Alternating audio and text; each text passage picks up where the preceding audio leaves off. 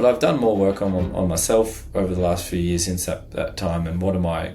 I strongly believe in creating environments where you can be successful by aligning the type of work you do with your natural style, strengths, and kind of inclinations. You can't break certain things, right? I've got a couple of different coaches, exec coaches and some sales coaches. And, yes, the other day he said to me, like, short of severe trauma, like you got shot in a war and you carried your mate out of a trench, like most people don't really kind of change their makeup, right? Like across their course of their life, particularly within a work career setting, right? Like significant things can happen, but you're not just disciplined one day and the next day you're not disciplined, or vice versa. I'm on the 100th percentile for competitiveness and I'm 1% disciplined.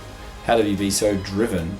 Well, the drivenness makes up for the lack of discipline. I've never seen a course on following. I've never seen a LinkedIn or Instagram clip about some young 25-year-old going, my job isn't that great and it's because I'm not really doing it right.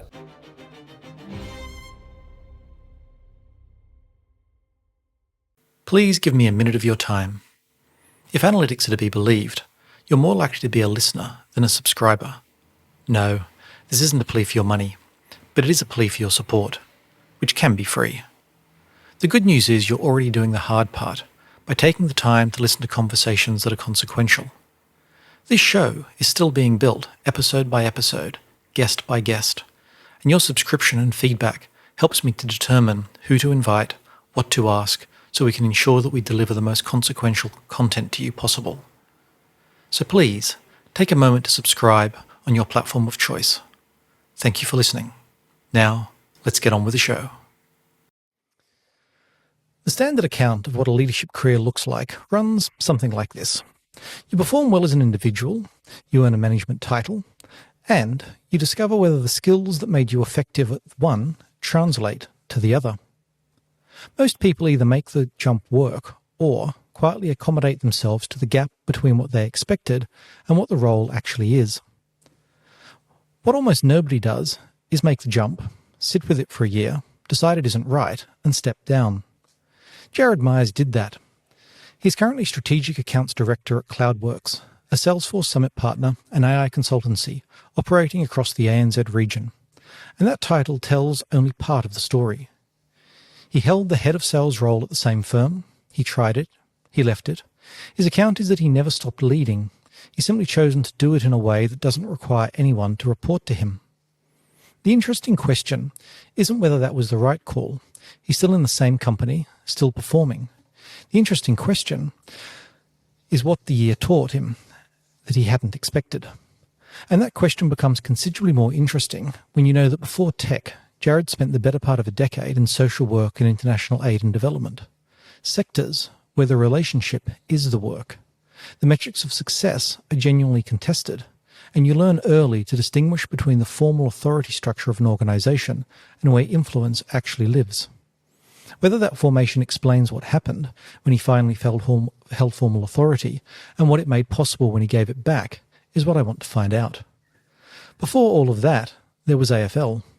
Jarrod played for the New South Wales ACT under-18s and went on to represent his club's reserved side, travelling the country most weekends, competing at a level where the distance between serious aspiration and a professional career is very small and very precisely understood. Whether sport teaches the same lessons everyone says it does, or different ones, is another thing we'll be examining today. Jarrod Myers, welcome to On the Subject of Leadership. Thanks, Robert. I love the welcome. It's not something I've heard before. Done for me.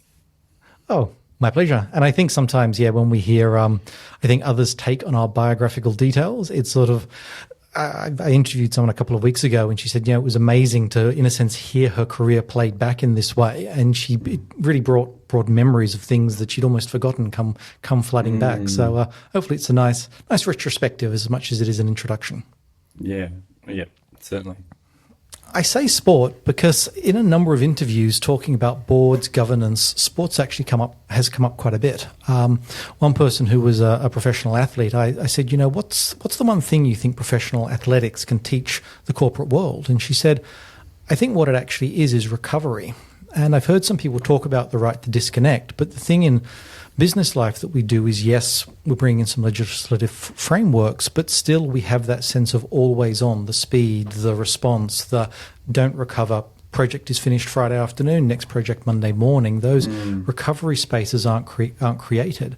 So given your background in sports, particularly in AFL, in a level that's in many ways was quite professional, what did the experience, specifically the point where you understood the ceiling, actually teach you, I think, about corporate life and just life in general? Well, certainly not what that other guest talks about, because recovery wasn't something that we were across like today, ice baths and things, and I'd like to talk to that person, but I haven't learnt that yet still. Like, stopping and recovering is not something I'm very good at. Probably the opposite for me. You mentioned in the bio I played at okay level, and anyone who knows me well watching this will have a bit of a laugh, because I do have a claim to fame that I played, 2 half seasons maybe with the Swans reserves as an extra player there, and a lot of the players that had illustrious careers, like Jarrod Myers and others, I played alongside as a junior, and wasn't quite good enough and didn't quite make it, but continue to play today as an over 40s Masters player at my local club. I think what taught me, I was never the quickest, tallest, strongest, fastest, but I worked pretty hard. And I worked really hard at it, and I think I worked a lot harder than most people at the things that were outside of just natural athletic gifts, like speed and height, things like the skill side of it. I think I was probably my biggest thing, and just not stopping, not giving up, and trying never to give up, particularly in like running and things like that. And guys a lot fitter than me would stop before I did, I think. So I think that early on I had this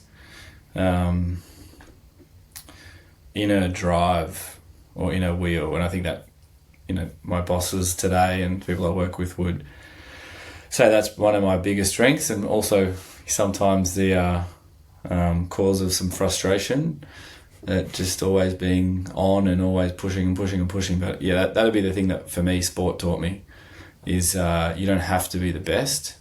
You just have to work really, really hard, and that can take you a lot further. It can't necessarily take you all the way. I probably lack those athletic gifts that would have got me further, and a few other things, but blame my parents for that. And I think that really is an interesting lesson from the world of sport, in terms of it is the workmanlike way in which people tend to go about their athletic endeavours. It is about getting up, doing the reps, doing the time on the pitch. My wife, who comes from a professional ballet career, spending the time at the bar. And yes, there are certain, I guess we'll call them genetic talents, which you can't teach. You're either born tall or you're not. But that, I suppose in some instances, is only the 5%. It is about what's the 95%? You can be tall, you can be athletically incredibly fit, but spend all your day on a couch, you're never going to represent a club at professional football. Yeah.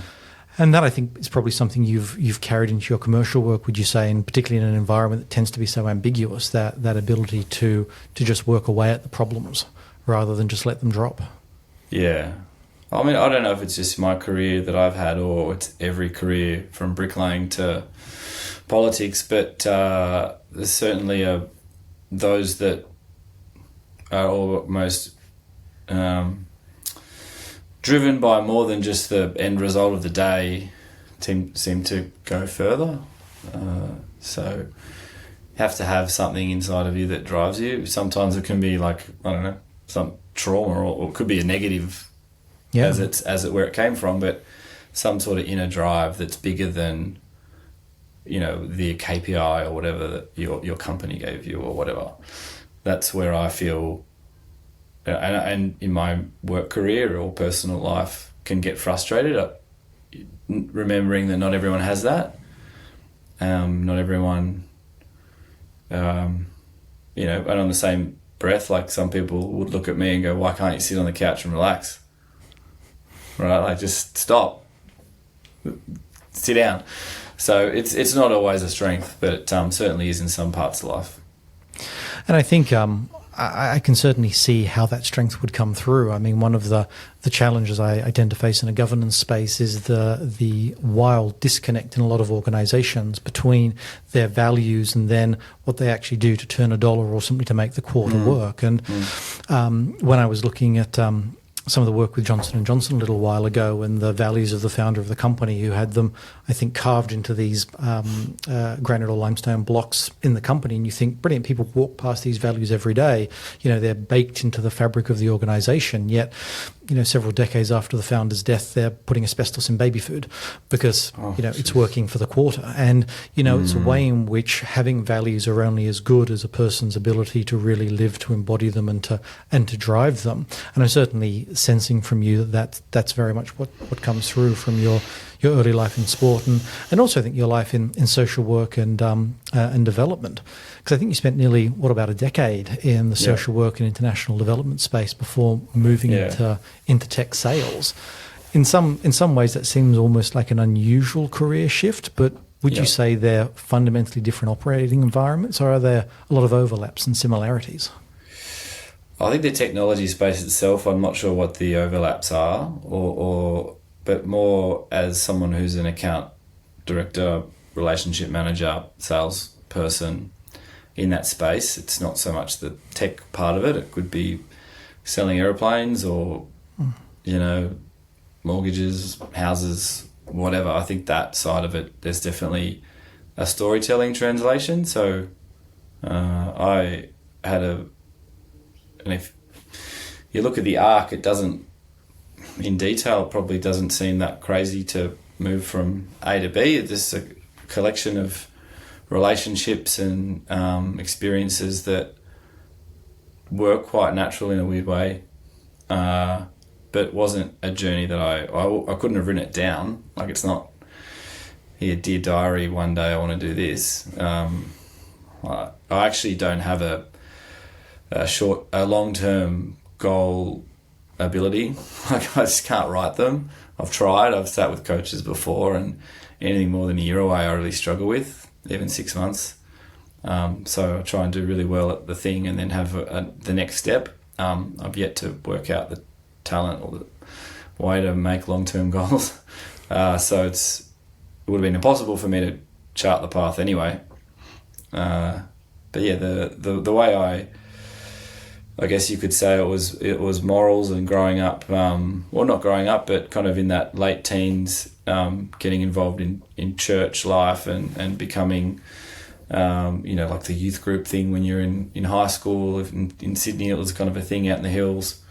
And then having a really strong social justice bent kind of drove me into that part of life after school. I went to uni for 5 months, actually. I got in a physio, and then I realised I still want to touch people, and that's probably not that good a career if you don't want to touch anyone. Not the greatest career choice if you're personal and I'm contact. kind of squeamish around medical things and hospitals, so I don't know why I thought that was a good idea. So I quit uni and went and worked on a building site for 6-12 months, and then kind of fell into aid and development, and I had probably 5 different jobs in 10 years. Doing all sorts of different, people would say the do-gooder stuff, I guess. Yeah, that was the vibe I had. I was just trying to do something good. And that, I think, is an interesting set of values to bring across to a corporate sales environment. And I think, as you've already said, yes, the technology bit is quite different, but the actual sales is still a very human, a very interpersonal piece. And I think so much of the work in social mission organisations, or in social work more specifically, is very much about entering a room, reading the environment, reading the people, but also understanding the context in a very visceral way, not just a skin deep way, not making that judge the book by its cover type approach, but actually more trying to understand, well, what is it that sits underneath the challenge and the trauma? And that, do you think, is something that's helped you in the commercial space? Because I think a lot of organisations do become so KPI focused, particularly in sales. What's your book? What was it this month? Did you grow it last quarter? Versus, well, hang on a second. On our mission statement, we keep banging on about customer values and how we're supposed to be customer-centric and customer-aligned. But if all I'm doing is pumping out product to meet a certain number, it's not answering the question, did that product create impact for the people to whom it was delivered? Yeah. I think that in what I've learnt in my kind of last 11 years, I guess, as a seller, is that there's more than one way to do it. And I can't really judge, or I can judge if I want to. I'm probably pretty good at that, but I shouldn't have too strong an opinion on other ways of doing it. I just know my way. Like the first thing would like be nothing unethical. It's easy for me to say that though, because I have the worst poker face in the world. Like if my wife's not worried about me because I couldn't lie for 2 seconds. So people see through it straight away. I'm the worst liar in the world, which is great. It's actually really hard when you're a parent because like those. Well, my 4-year-old knows if I'm saying there's no chocolate left. He's like, I know there's chocolate. I'm calling you on that one. It's there. Like it's crazy. There. So I can't lie, which is great. My customers know that or prospects. I think it's intrinsic. I don't know. Like we've all met people that look a bit slimy to start with, and we've all met people that we feel comfortable with immediately. Again, I'll blame my parents for not being tall, fast, and having hair. But what I think the genes I have, like my mum and dad, and must be my grandparents' background were just honest. I remember being lied to by my parents. I mean, I probably did, but I just feel like that honesty and not having the skill to trick, manipulate, deceive, lie is a really good thing in what I do. So that sense of justice that led me down, I guess, a social work path. So whether it was in Cambodia, building houses and helping in farming and short Indigenous communities, working in jails or juvenile justice centres, technically like kids. Under 18 in jails for a long time, like sitting in the justice centres or jails with kids sometimes like 11, 12, up to, 17, who were big, strong Islander guys who could kind of carry a car if they wanted to. Shoplifting takes a different kind of lens when they can lift the fridge up and walk out with it. So all those different experiences, working with Islander kids to do their homework, and went to Africa, worked with a charity that worked in Uganda and a whole bunch of other things. That all of it was just me trying to find my place, I think, in doing something good. I don't come from a broken home or a particularly bad area or anything. It's just something that I felt passionate about. And that story has kind of, that first half of my career, I keep saying half, at some point it's going to be first third when I get a bit older. I'm still sticking with half. Also, hurt financially. I had no super, I had no house, I had no unit, I had nothing, right? Friends buying, small apartments with what they could scrounge together that were now double in value. So I still go, oh geez, that was a bit of a thing to dedicate so much of my time and all my money to that for 10 years. I could kind of put all my money back into it too. Didn't take much out. Probably why I ended up in sales is because I thought I had to catch up, and I looked around and I didn't have a degree, didn't have a career, had really upwardly mobile friends who were all doing their thing, running businesses, corporate careers. Still my friends from high school I have, and thought, geez, how do I catch up? Met a few people that worked at LinkedIn and a couple of these kind of places that were taking off. I thought, well, I could maybe try that.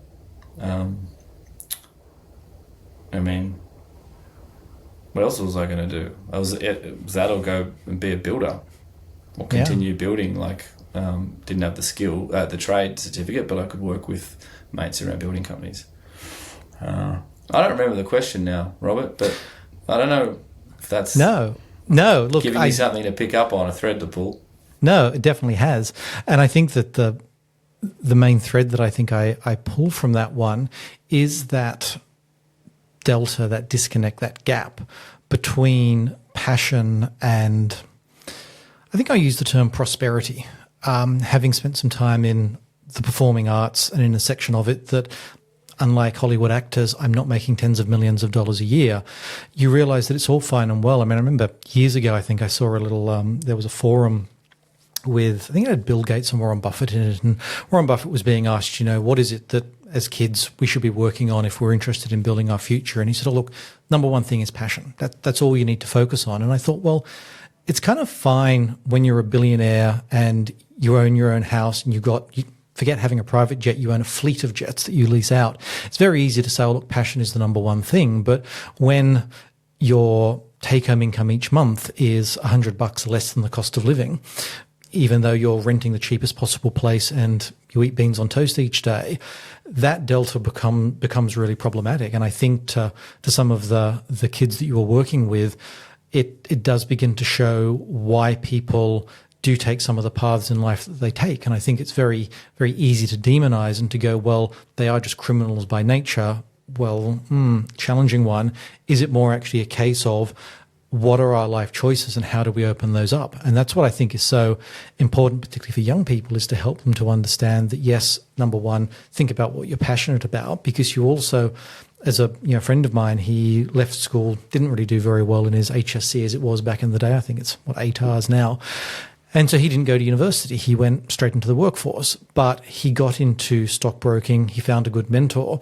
And by the age of 25, he was earning a palm sweating salary. By 30, he was so burnt out, he had a complete mental breakdown and moved overseas. And that, I think, is the thing of, he wasn't really passionate about his job. He just happened to be good at it. And because it generated so much money, it just seemed it's madness to stop. So you truly are on that rat race. And I think it's always interesting when people have come at it almost from the reverse angle. They didn't start with a high-paying role. They started with the things that they were passionate about, and it helped to create that true integrity. Because as I study managers, as I study leaders, one of the standard academic tropes is that very senior people, CEOs, chairs, founders often tend to be quite high on one of the three of the dark triad, which is narcissism, psychopathy, or Machiavellianism. And they're not the most desirable of traits, particularly when they're pushed to a line. And that I always think is so interesting, that when you read the AICD guidance, which is tone is set from the top, but if you look at the top of some organizations, and I will stress some because there are some extraordinarily good and some incredibly integrity-driven individuals that run businesses, but there are also quite a number of people who are not, who, to use the Johnson & Johnson example, will put asbestos in baby formula if it drives market share. And that, I think, particularly as we, at the risk of getting onto AI, it just seems to permeate every conversation. What are the incentives of the people that run AI companies? What are the incentives of people who run tech companies? And I think unless you've got people coming to the space who have an internal incentivization, internal ethic that goes beyond the mere, how do we get the best earnings per share?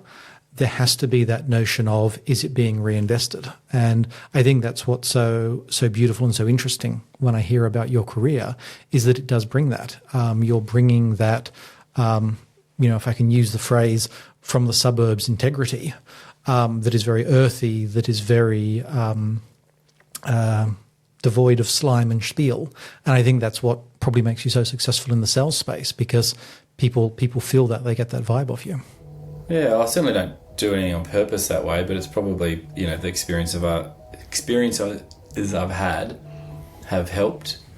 Like, I don't know too many people who do what I do, who have spent months sleeping in a slum in Bangkok, working with literally slums and pythons, and rats all around us, working with kids who's and communities who are in the worst poverty in the world, or in Africa, or who counted as in their top 5 phone contacts literally criminals who I'd lived with in Mount Druitt, who were in and out of jail. Like, I remember moving with my wife when I just got married. I was 25 or so, and I was working Mount Druitt in kind of housing commission areas, working with kids, or younger kids, mainly 17, 16-year-olds, and we moved house, and we were in this like pretty dodgy part of Mount Druitt, and I called up some of the guys to help me move, like all these big older guys in this case, and they could carry the fridge. I'll never forget this one guy just picked the fridge up and walked into the door like this with his hands, right? Like crazy stuff. And the next week later he's in jail again. Because you know what, $7 an hour at KFC, like he just held up a servo with a shotgun. Wasn't even a real shotgun. And back locked up again. I think he ended up going adult there. Like that's kind of the stuff that I would, it's not all like that. It wasn't every day, but that was the kind of things we were doing and experiencing. That was part of the burnout I got. Like, laugh about getting burnt out now in a sales career and corporate environment, which is still true, and it's real, but it's a different type of burnout to not being able to handle like your the kids you're trying to look after and get out of jail and into jobs, just getting back into jail every day. Like it's a different scene, and maybe that just gives me perspective as well, and understanding that this job is a privilege, and it's not that many people would get a chance to do a job like I've got. I've got a really, really good job at a really, really good company in a really, really good industry in one of the best countries in the world, whatever you think of different countries and different governments, but it's pretty hard to argue. No, and look, I think that is a really interesting element that I certainly in my personal career try and take with me each day, that when I do feel that burnout, it's not that I'm not, in some cases, mentally suffering with the stress of work or the challenging hours or the difficulty in how do you hold your family together while also putting in enough time to create the impact for the company. But it is trying to remember that we do live in one of the most privileged countries on the planet. Yes, we do have crime here, but comparatively it's very low. Yes, we do have people here who really do suffer below the poverty line and really need the help, in fact, need a lot more help than they get. But you then shift, as you say, to places like Bangladesh and Bangkok, Baghdad, let's go with the B's, and you look at people that go through streets with IEDs surrounding them on their way to school. And, yes, there's a concern when our kids go to school, will they be involved in an accident? Will they meet some nefarious person? But will an IED blow up and take out their bus is not something, I must admit, that's on my mind when I think about going to school in Sydney. And I think that privilege is always something to recall and to, in a sense, centre. A friend of mine who's a stockbroker, he often talks about the idea of a bloodbath on the market, and I'm just, let's get our language a little bit clearer. Yes, it was a rough day, but do you still go home to a very nice apartment? Do you have a meal on the table? If the answer to all those questions is ticking yes, yes, yes, then how do we keep that perspective? And I think that's why looking more broadly than our immediate role or our immediate vicinity is so important, to have that global perspective. And I think travel, like in Australia, we're kind of obviously in Ireland, and I got a chance to do a lot of different travel. From say 15. The first time I travelled overseas was, I think I was 15, with a group of mates. To Bali on a surf trip. I was pretty lucky for my parents to let me do that. They were all 17. I don't understand how I'd never let my kid do that. But since that day, I was always travelling to kind of weirder places than what most people do. I never went to Europe and did the London thing or the America thing. I would be, backpacking across the border between Laos and Cambodia on my own. To this day, by the way, I prefer to travel on my own. Like, I really like travelling on my own. Interesting. Even though I have a family and 3 kids, I usually tack on time on my own afterwards or before. It's a bit awkward. If you all go to Boston, I'm going to go to Bangkok. Yeah. I have upgraded a little bit the types of places I go, but I did spend a lot of time travelling to pretty bad places doing the work I did, but not bad. Bad's the wrong word to use. Like, it's different. It's not, I'm the first person to observe this, but the happiness factor in a lot of these places is higher than it is here. People are surrounded by more people that love them and know them in a slum than they do in Sydney. That's a fact. For 90% of people, be more lonely here, and loneliness would be more cause of suffering, I'd imagine, across the world than most other things we're scared about in dark alleys. So that's the other part of the perspective I think that we kind of miss, is that not that everyone has it worse than us, that everywhere is just different.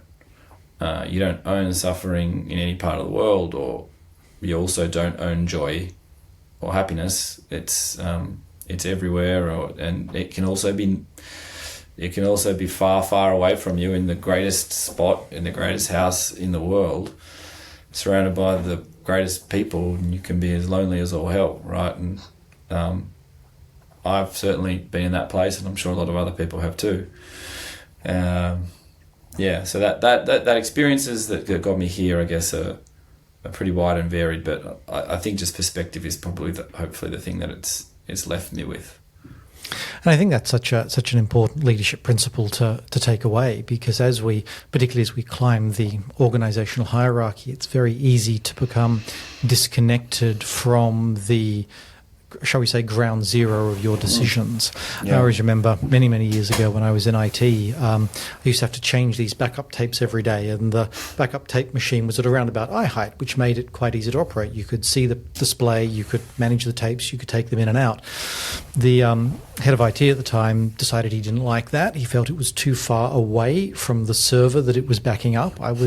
These are network cables. It's pretty much, we're not saving that much time. He's like, no, drop the thing, 5 feet down to the ground. And now every day I'm on my hands and knees staring sideways, trying to get these tapes in and out. The impact of his decision on him is just, he thinks he might get some faster transfer times, which he wasn't, but it doesn't matter. He's made the decision, he's moved on, but then who's left with that decision? And so that's why I always think that leaders that become disconnected from the ramifications of their decisions aren't fit to lead. Yeah. But I think that's a thing that so often gets lost in our society. Yeah, you mentioned something earlier that I kind of wanted to riff on a bit, and it's a bit related to this. And you talked about, like, a lot of the CEOs or board members or high-level leaders that have some sort of trait, narcissism, or I can't remember. Psychopathy, Machiavellianism. Yeah. I think part of the reason that is the case, and I've certainly experienced this in my career, is that I don't want to say people like me, but I can only talk to my experience, is that there's a certain willingness and almost joy in playing the political game that might be required to get certain places, like high-level leadership, that people can get weeded out along the way because they're just not interested in playing that game. And they are for me, it could be all sorts of different reasons for different people, but for me, I just find it really hard not to say what I'm thinking.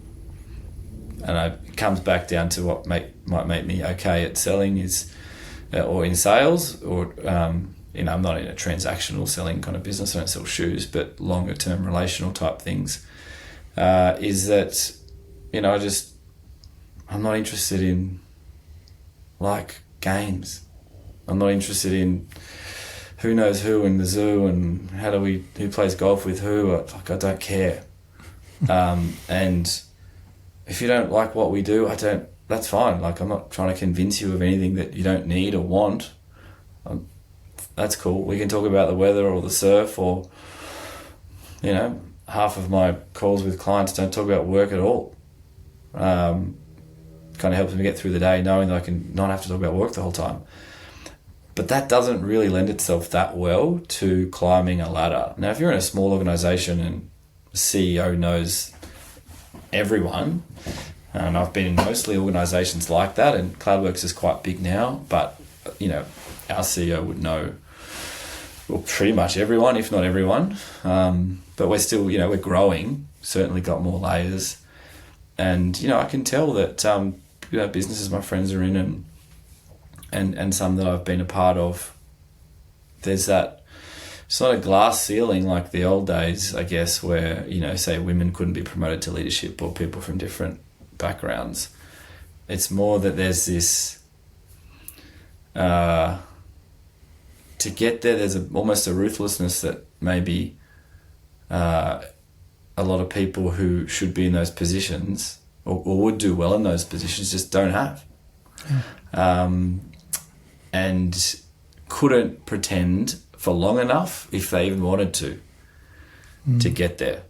And I think that not just businesses, but all sorts of industries. Like, I think politics is probably a good example. I've got no political background or bone in my body really, but I can imagine it's quite similar from what I hear, that to get to the top of the tree in a lot of these places, the right people are never going to make it.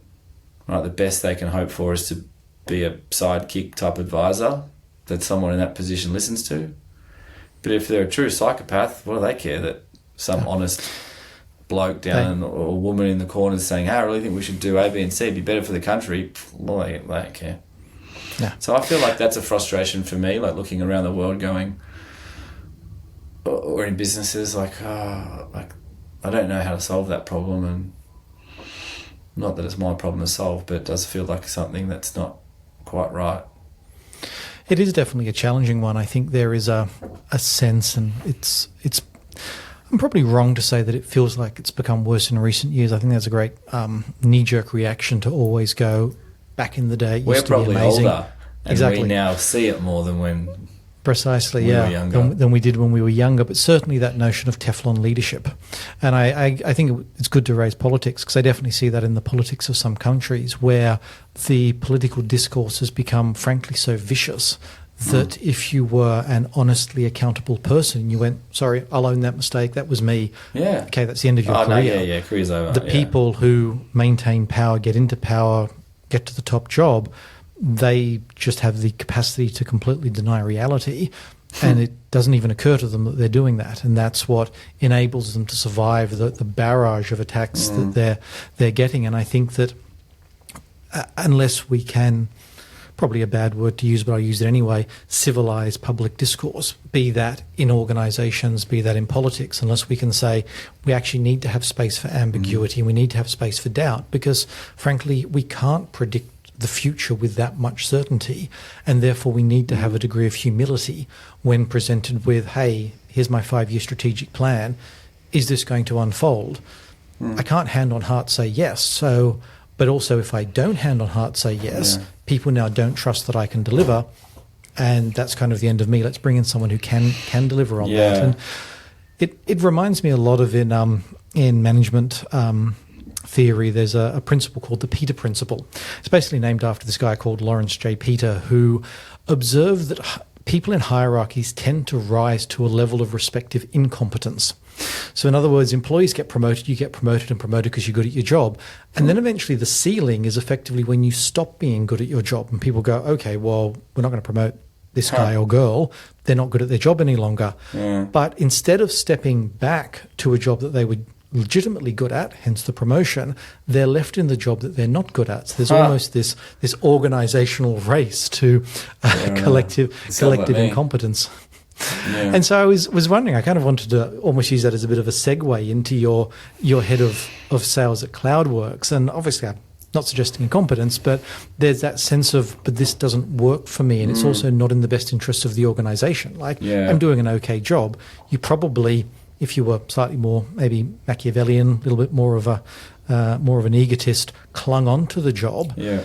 And then built clinging onto that job for 2 or 3 years to go, okay, that's the level I now operate at, and then jump ship, just trying to stay ahead of the paying the piper. But you chose to step back, and I think that's such an interesting decision. It's one I've frankly very rarely seen in corporate life. I don't know. It just felt normal for me, but the more people I talk to about it, think it's a bit odd or unique maybe. But in my case, I had done the same thing for 8 years or so. Like, I've been in tech sales for 11 now, but at the time it was about 8 or 9. Our team grew from just me to me plus others, and over a few years, kind of company was working out who was the right fit, and we had a few come and go, and et cetera, but we got to a point where, I thought, I think I could take, we needed a leader of our sales team. in the organisation, that was for sure. And so I actually put a PowerPoint presentation together. I remember doing this for my CEO and for our chair. At that time, I can't remember what the board was doing. If we had a board, I think we did. Probably had a board. But anyway, the chairman, who was, when I started almost 6 years ago, he was the chairman and founder. So he had a presentation, and the first chunk of it was convincing them, like, we need sales leadership here. The company's too big and CEO can't be the boss of everything, and I think I could step up into that role. That was the second part of it, right? Like, and here are the things that I would do, and da da da da. There was no, I know it was only a few years ago, 2 years ago, 2.5 years ago, but there was no like put it in Claude. So like I did it myself, and I worked on it for probably feels like ages, but it was probably like an hour, right? I don't have that much patience. And then I said, I booked it in, and I didn't send them anything, and I sat down and I said, here it is, here's the pitch, having no idea what they would do. And then they can't remember exactly how it all worked, but I think they were like, okay. We must have had a board actually, because I think I had to go meet a board member or two and do something similar with them. And they went, all right, it's yours. And then I remember thinking, oh, okay. Left and thought, now what? I've not really gone through a lot of detail here. So obviously we nailed a few details later on, and, helped transition the team, a few people into like of a new, little bit of a new model, and maybe a couple of bit more, my goal was to make us more industry specific maybe, and hire some people from different walks of life. And I did it for a year or so, and I was probably good at about, I don't know how many things are there. Let's say there are 10 things to be good at in that role, and I would assume that no one in the world is going to be good at all 10. Correct. You probably want someone to be good at 7 or 8 of them, right? And there's a couple of things you just kind of lean on your other execs, and you have to be deficient in a few things, and you kind of hire or prop up in them. It's probably good at 3 or 4, maybe. And the problem was I hated about 3 or 4 as well. So I wasn't just not good at them. God, I couldn't stand doing things like, the spreadsheets and the kind of reporting, and I liked the selling part, right? I liked coaching and helping, but I also didn't really know how to manage people, like the actual management of them, like the weekly catch up, and then when they're not feeling good, and how to help them and how to let them fail. I'm very bad at that. I'll be like, well, it's my responsibility to make this work. I've got this, I'll go do it. I'll go close that deal. I'll go get that report done, proposal. Turns out that's not the greatest way to teach people how to do stuff, just doing it for them, apparently. But I just had this, go back to the start of our chat, this drive, I'm not sure if you've heard of Lumina or the Lumina Spark kind of analysis or test you can do, and it kind of pulls up your strengths, weaknesses, and where you're kind of scaling on those things. But I'm 100th percentile in competitiveness, and so I'd get a sniff in a deal, and I'd be like, we got to win, this is ours, and I'd just take over. So all of those things combined, I made some good, some of the people I hired I'm still friends with, or all of them actually, but it just wasn't for me. I was a member of the ELT, and anyone watching this who was on that then would probably laugh, but I was probably a bit of a frustrating team member. I just wanted to dig into the nitty gritty and kind of thrash it out and fight it out, and we should do this, we should do that, and wasn't real good at going around the table and waiting my turn. And I still think there's room for that, by the way. We're talking about people that aren't, that kind of get pushed out of certain roles, and I do think that it's also a useless thing to everyone be polite and calm and high-five each other on what a great job we're doing when, Rome's burning. Not Agreed. that anything was burning, but no, yeah, I mean certainly you know not about the definitely not about obviously the org context you were in, because the business did very well, is doing very well. But I think there's a huge amount to say about the problems with excessive alignment. Groupthink is very well known, but I find that although that's very well known, and now organisations do a lot to try and avoid groupthink, a lot of organisations I've witnessed and personally and also studied, they do a very poor job on this notion of alignment.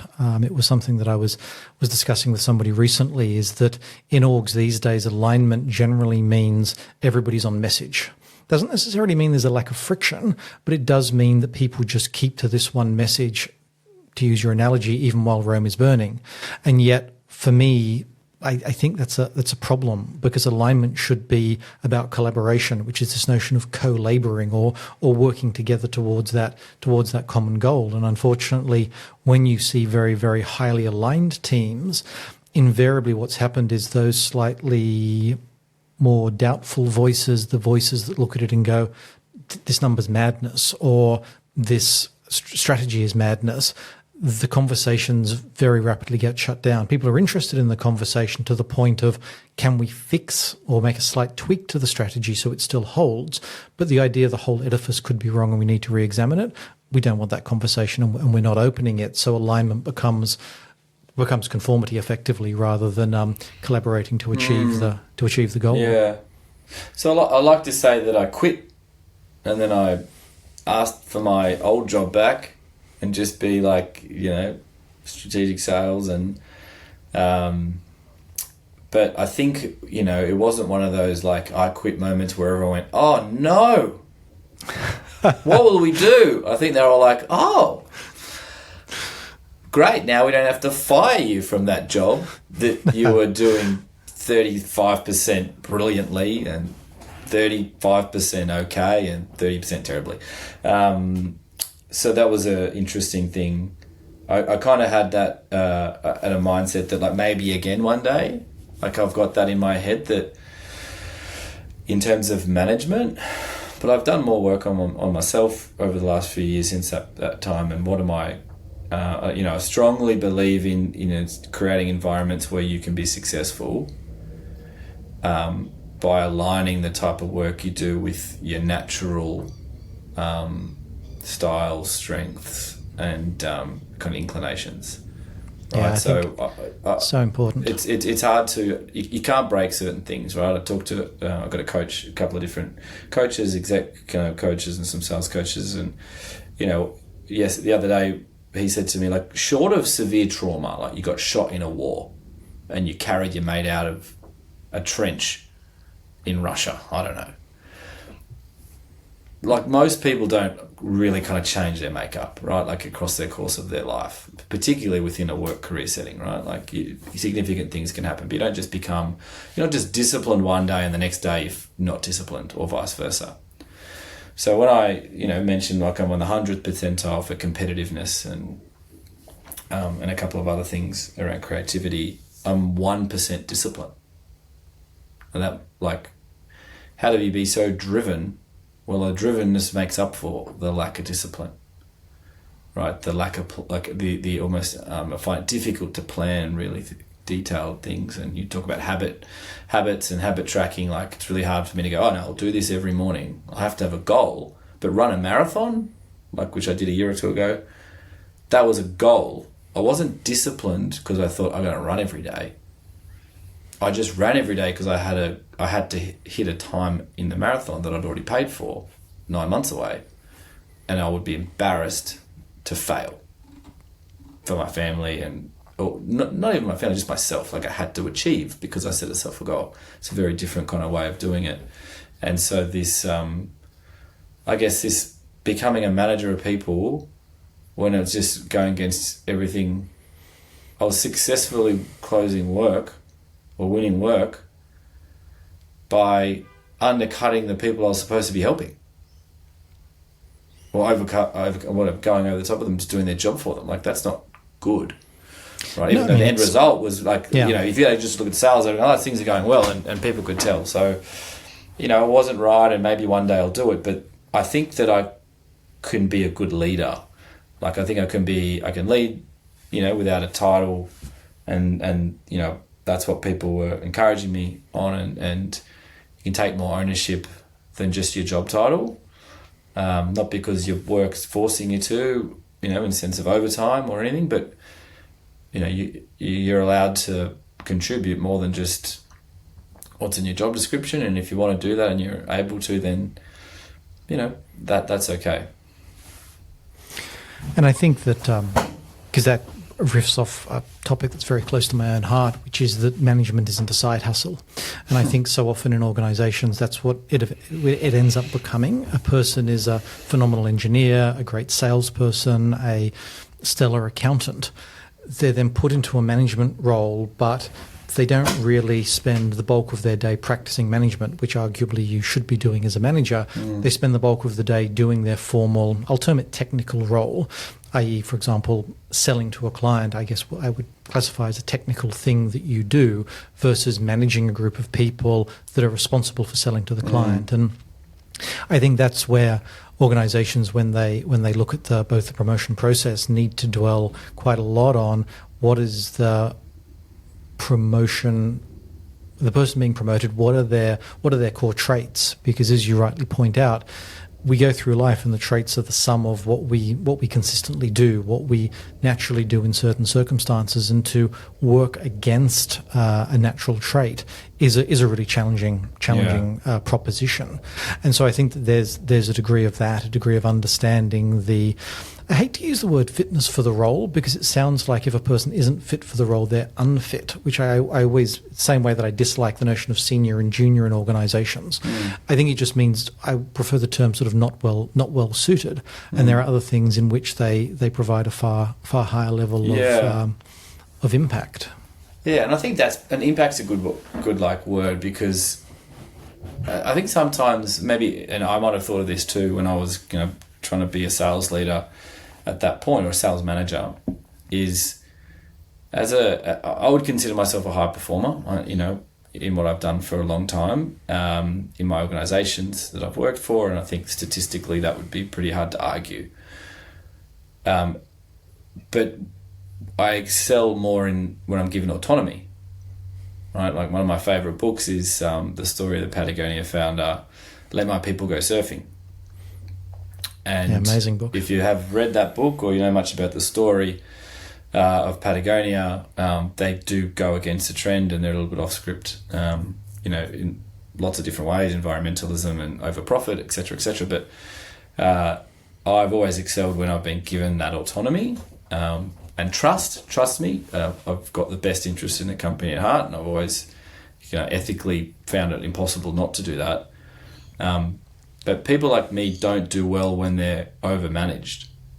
And sometimes, I know it was the case for me, I'm sure others, you almost become the manager so you don't have a bad manager.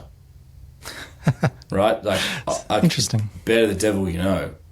Right? So you're almost like blocking someone coming in who isn't as good as you at what you do, but doesn't like it and is intimidated. And, or it puts their ego out of shape, right? Because whereas I think high performers and individual performers will benefit from a coach who is helping create space for them, right, to do their thing. Obviously, boundaries and making sure they're on staying on the pitch, right? But healthy. Think of a soccer team, right? And or an AFL team, but that's where I've excelled, and I think in sales that's probably not unusual, where sales managers are not always the best sellers, and the best sellers clearly don't make that good a manager sometime. They just want to go out and do their thing, and that's where I've struggled. Okay, so therefore, how do I lead?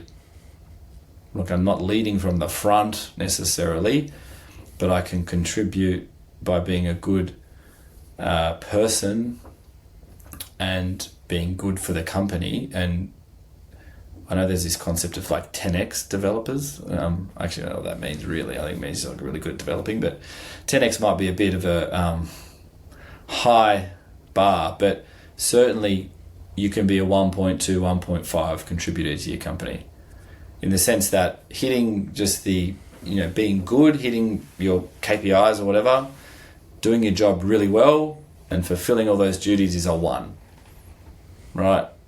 But if you do that and you're building good culture, or you're contributing to leadership decisions, or you're helping operationalize strategy, or you're diving into marketing as a salesperson instead of clashing, helping and creating content with them and for them, or you're reinventing the invoicing and accounting process because customers are frustrated at how it works, and instead of complaining, you go in there and sit with them and do, like, all those things.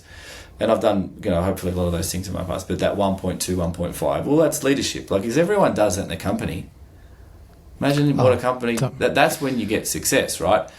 And hopefully over time, the people who are contributing 0.5, well, sorry, you're not in a high performing company, we can't have you, right? If you're a distraction and we all have to cover for you, so my 1.5 plus you, we're still only even.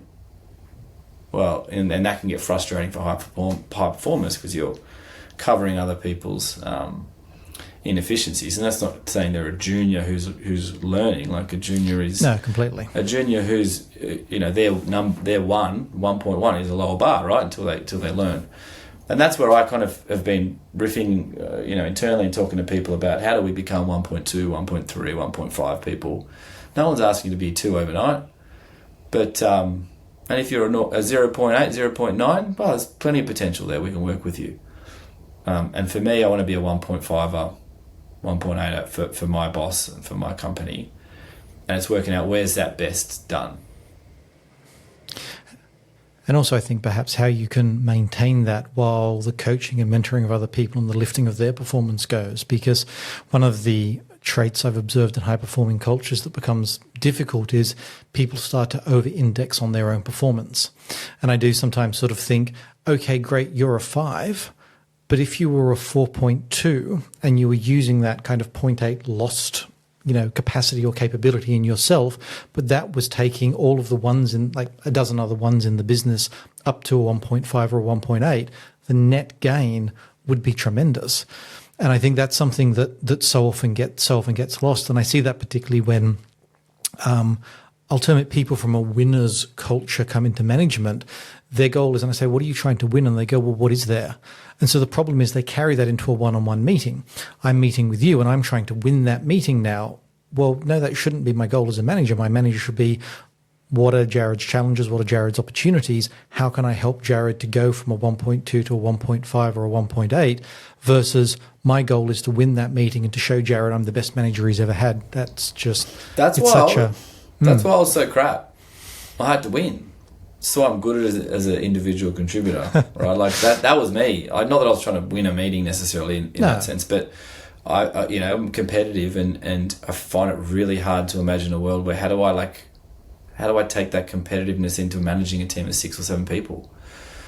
Unless it's them all selling a lot more and my number and I'm helping. But for me, I'd see a chance. Like, I'll sell it for you. I'll do it. I'll jump in. That'll be my job. Because that's the easiest and fastest way to win. But it's not the best long term. So my challenge personally is to figure out, well, if I wanted to be in management at some level in the future, outside of just leadership as an individual contributor, or how do I harness that competitive nature, that drive and hunger, and as well as that kind of honesty and trust, truthfulness, and how do I wind that into something that is of value at an executive level? And maybe I can't. Maybe I don't need to. And I'm okay with that now, right? Like, I'd love to be the type of individual contributor that gets pulled in by the exec and the board for a tell us what you think kind of moment, and all right, out the door you go when the adults are talking. I'm cool with that. Like, I haven't got any ego anymore around needing that. I certainly have ego around the competitive part of it, but maybe that's okay. And we talk about climbing a ladder, like the top is the goal. I don't believe in that, right? Like, the top is what top? Top to where? How many CEOs are that happy anyway, right? Like, it's a personal ladder, and it's more like snakes and ladders. So What's the perfect position for me? Well, to be able to sustain my family in a way that doesn't make me mad and a bad dad and a shitty friend and a horrible husband. Yeah. Right? But ideally, more smiles than frowns at the end of the day. So if I can be, by the way, I'm nowhere near this. I put a ton of work in at the moment to balance work with joy and enjoyment. But I can certainly see what it will look like, and I'm heading in that direction. And every time I climb a ladder, I hopefully only fall down half a snake. And at the end of it, the top of that ladder is happiness and fulfillment, and being someone who makes the world a better place and the people around them better, not becoming the CEO. Because if that was the goal, I reckon I could have been a CEO by now. But I'd be miserable and I'd be a pretty bad one. So it can't be the goal. And I think that's such a valuable self-reflection, and it starts to actually, I think, open a vista to much longer-term thinking. And I was sort of struck a little bit. I think it was something you either commented on or shared that was on LinkedIn recently. I think James Dallison was at a recent Salesforce Public Sector Summit, and loved his efforts at vlogging. Well done, James. Keep that going. But the thing, I guess, which is so the case in public sector, I was interviewing someone recently who's on the board of a major electricity company, and they were sort of talking about how in public sector, and particularly in infrastructure, you're dealing in decades. You know, this power plant, what is it? Is it going to be fit for purpose in 40, 50 years' time? And so often in corporate life, we're thinking, what's our current month's number, the quarter maybe, if we like to have a big picture vision.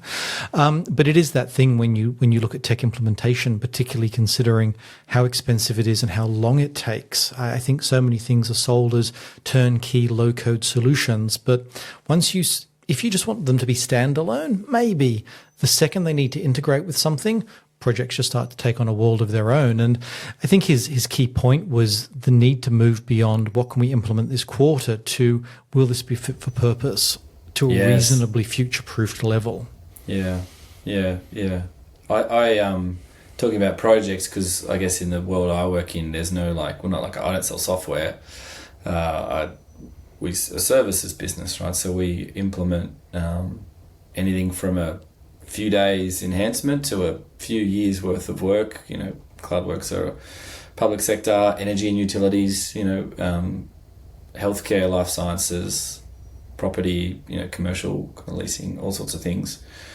But the type of work that we do does usually go for a while, and ideally it's lots of things over time too. It's not just a single thing and then off we go. So it's actually more like a marriage partnership than it is a date.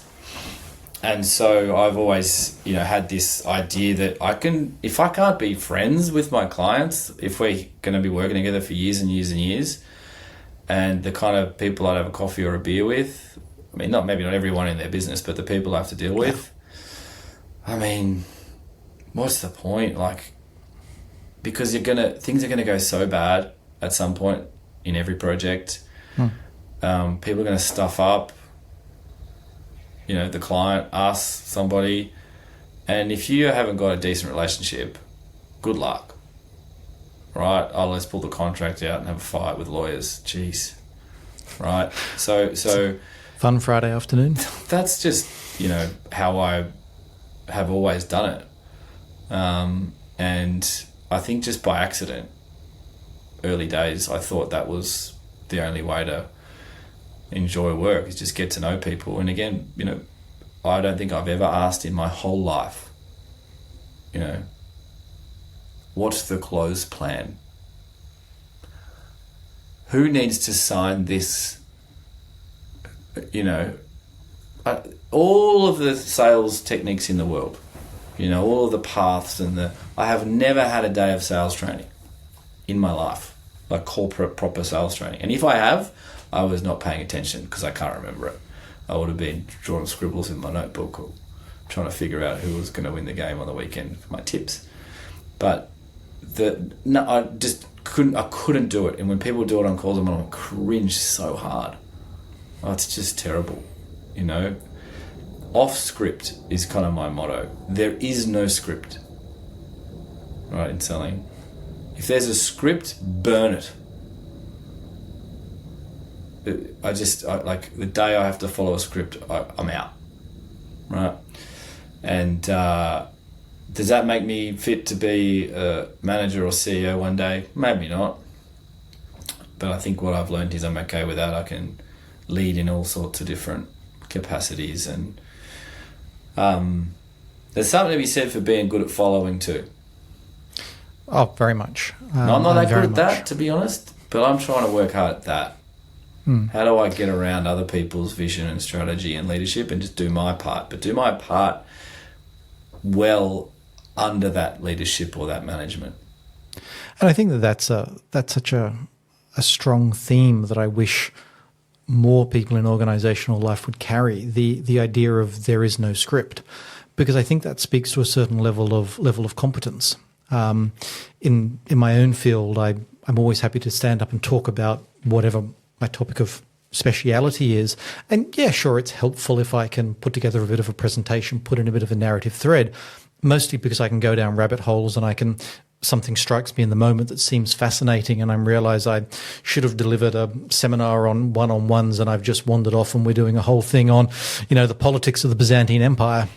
There's a tie back in my head. Which will have a thread of relevance, Robert. There will be no doubt. If you stay with us long enough, the Byzantine Empire will be important at the end. Precisely. But I think that ability to go off script and not have a script is so critical, and it's only available to people who have that depth of competence, capability, and then confidence, which comes from competence and capability. Yeah, because what always troubles me in organizations when I work with people who are very prescriptive, they've got a script, they've got a message, and they can't move off it. And the real reason is not because they're trying to be efficient, although that's how they sell it. It's actually because once you move them outside of that, you have a follow-up question, they don't have a clue how to answer it. So you need to stick to the prescribed FAQs because they've got answers to those. And I think that's something that's being exacerbated a bit with AI, as I'm seeing more board reports, more management reports, more people in general, because AI can surface it so quickly. I was talking to a genuine expert on risk earlier, and one of his challenges is because a manager can get Claude to generate a risk report, that's what they're now doing, and they're just bunging it in their board report and off they go. And I'm now an expert on risk because Claude gave me some answers.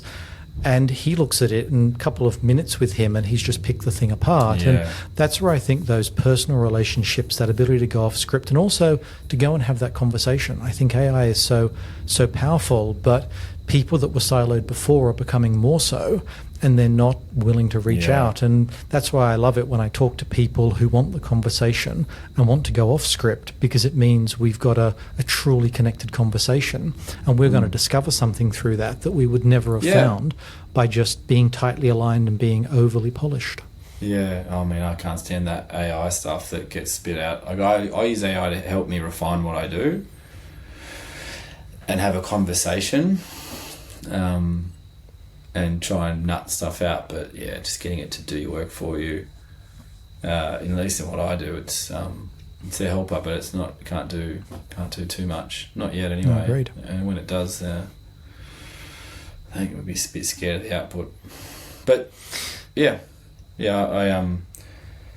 I feel like we are just going back to that point around leadership and following. I've never seen a course on following. I've never seen a LinkedIn or Instagram clip about some young 25-year-old going, my job isn't that great and it's because I'm not really doing it right. Most of them are like, I've got to start a side hustle, I've got to do this, I've got to do that, the corporate ladder's over. But like a lot of people just don't want to just get better at their craft as well. And I guess it's a bit of an easy culture maybe now to jump from one thing to the other, and if it's not easy then it's not worth it. But Correct. It's probably the opposite, right? Oh, so agreed. The things I found in life that have created that value, they they require that, I'll call it deep engagement. I think because most of the work I do tends to be knowledge work. In my case, it's deep thought, but there's a lot of work that's more about that deep engagement, that true craftsmanship. I've particularly found a lot of pleasure these days if I'm on something like Instagram. What I tend to trend towards are more of the art-based videos where you see people from rude clay, how they manufacture these teapots in Japan. And I just love watching the process of the refinement of each section as it slowly layers together and layers together. And that's something that they do spend decades on. I always think I remember there was a Japanese artist, Hokuzai, who sort of said, by my 70th year, I just about worked out how to paint. By my 80th year, I was slightly comfortable with my art. And, sure, we potentially don't need to think in such long terms as that, but it is still that notion of I want to start a company today and I hope to have an IPO by Friday. It's just, okay. If that happens, chances are it's not to do with the goodness of the idea or the fitness of the people. There's some other mechanism that's at play in that type of engagement. We might finish, if we may, bit of a lightning round, hopefully quick questions, hopefully quick answers. I'm ready. Let's see how we go. The best professional advice you received that you initially ignored?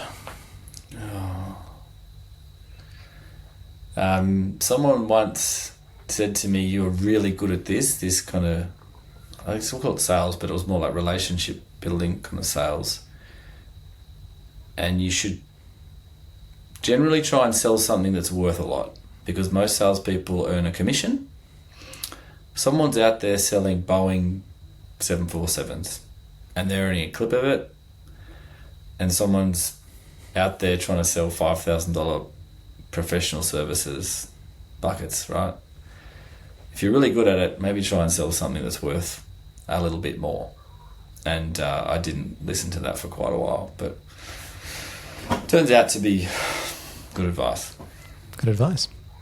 Something you've changed your mind about in the last 2 years? That you have to be a good contributor, then a manager, then a leader, and then be a CEO, and then run a company. I certainly don't think that anymore. And one thing about how organisations actually operate that most thinking on leadership tends to get wrong?